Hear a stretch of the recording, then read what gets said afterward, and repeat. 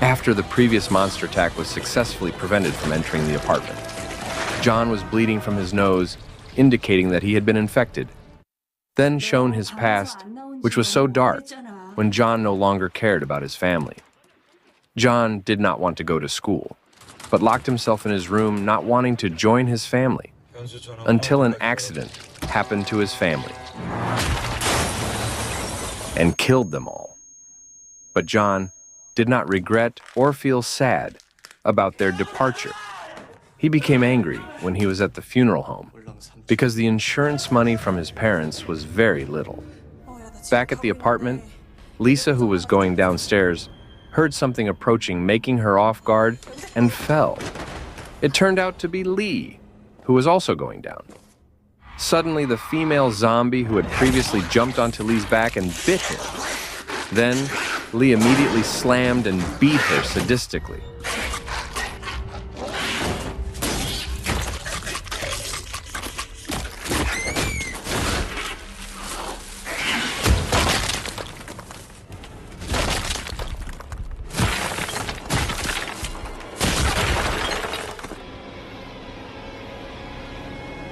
Below, Songyi and Sheng moved the victim, who had previously been sucked dry by the zombie.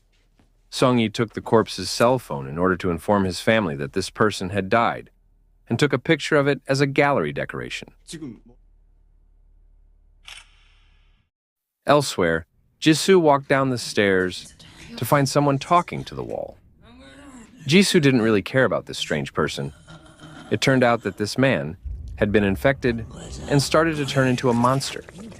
Luckily, Kyujung came just in time, immediately running over and cutting the monster's face with his sword. Below, the apartment residents began to block every door access on the floor. Then a panicked woman begged to open the door because this woman wanted to go out to follow her daughter who was outside. But for the sake of mutual safety, they agreed to refuse. Suddenly, all the apartment residents' cell phones received a warning notification from the government that an outbreak was occurring, and if someone experienced symptoms of nosebleeds and behaved aggressively, they must be quarantined immediately. Meanwhile, the monster whose face was cut by Kyujung came back to life. Because of the warning, they wanted to find their own shelter because they were worried about contracting the virus. One group asked to open the door to return to the top floor, but the other group refused. Then there was chaos in that place. They immediately fell silent when something from behind the door tried to enter. It turned out to be Lee, who was curious about why they were gathering in front of the door. The apartment residents were scared when they saw Lee had a bite mark on his shoulder, assuming this person would soon turn into a monster. Finally, Lee fainted after being electrocuted by the old man, while Lisa immediately went to clean the blood on her body.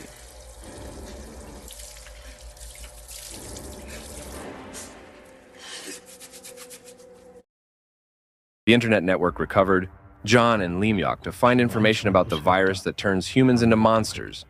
But suddenly, the internet went offline again. John, who was hungry, remembered the instant noodles that were outside.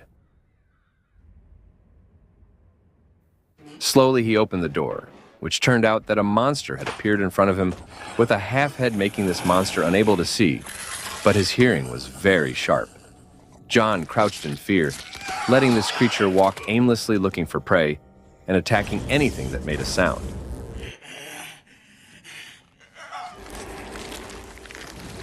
Until finally walking out, leaving John, who was really scared. Lee, who was knocked unconscious, is now tied to a chair. They discuss to kill him immediately before he turns into a monster. So the old man brings a knife ready for the execution.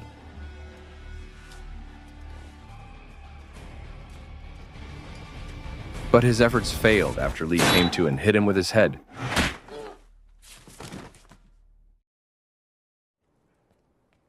When they both walked through the apartment, Jisoo heard a sound behind the door and found a man who was tied up with duct tape all over his body. After being freed, this man looked terrible. He admitted that someone had robbed his room. Downstairs, the apartment residents gathered to discuss finding a real place. namely a daycare center. The woman was angry again when they were going to use her place while she couldn't pick up her daughter who was outside. Liam tried to calm this woman by saying, "How can you find your daughter if you are not safe? And we don't want you to die." Back upstairs, the three of them came to a room and saw that the owner had hanged himself. Jung immediately took down the body and covered it with a blanket. The man said that this person had died about a week ago. So Jung was surprised how this man could know.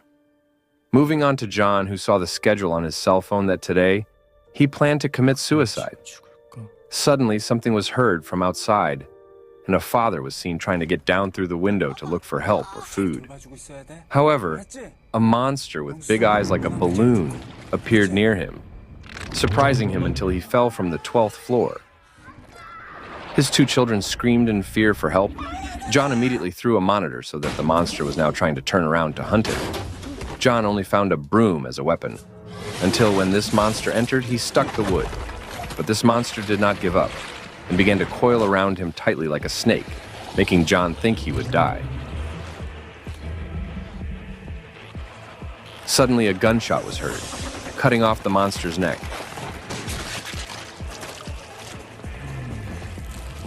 It turned out that a man named Hansik saved him with a homemade gun. When John was about to say thank you, Hansik told him to stay quiet because the monster would react especially with sound. With Hansik's writing, he explained that this monster could not die, and if he wanted to save the two children, Hansik told him to come to his room. So John prepared to leave to visit Hansik's room. In the middle of the journey, the man chose not to join the two of them. He planned to return to the room and stay there. Elsewhere, the apartment residents have gathered to hide in the daycare, while Lee and Lisa intend to go upstairs by climbing the manual stairs outside. John meets Hansik carrying a stick with a knife on the end. According to Hansik, the weapon is not very effective to use. It seems that this man is a former soldier who's able to make sophisticated tools with scrap, but his legs are paralyzed, making him have to continue using a wheelchair. So Hansik modifies the stick with an electric shock so that he can save the two children. Hansik explained that this weapon could not kill the monster. It would only temporarily paralyze the monster. So it was better to avoid it as much as possible. If you met a monster, John started walking down the hallway of the apartment, but a half-back head monster appeared, making him immediately hide in the stuck elevator. And at the same time, Lee Myok saw it through CCTV. Then the electricity went out. The monster tried to attack, and John immediately stabbed him, making him breakdance for a moment.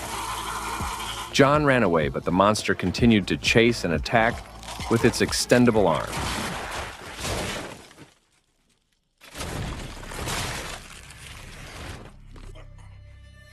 The monster was still waiting, so John took a rubber ball and threw it at the monster to disturb his hearing, making him confused. Without wasting time, the stick was immediately stuck into the back, making the monster breakdance again and finally fell to the floor. Moving downstairs, Lean planned to go to the electrical room to check the generator so that the food would not spoil quickly. However, Song-yi volunteered to go alone, asking Lean to stay in the control room. So Song-yi took the supplies belonging to the old man, who was known to be stingy, and immediately went to the generator room, which, without realizing, the spider monster was waiting for him there. Moving to another place, John had found the two children who continued to cry, looking for their father. But John explained that there was no way anyone could survive after falling from the 12th floor, making them cry again. John planned to take the two children to another floor that had food supplies, but they had to be strong and keep running when they met monsters, and would also try their best to protect them both. When he was about to leave, John suddenly started to react strangely. Hearing something talking to him at the same time, his nose started to bleed, asking them to stay away and immediately close the door. John saw his other self talking about the bad memories that befell him, reminding him of when he fought bad people, but it always ended horribly. And that's when John changed strangely with pitch black eyes.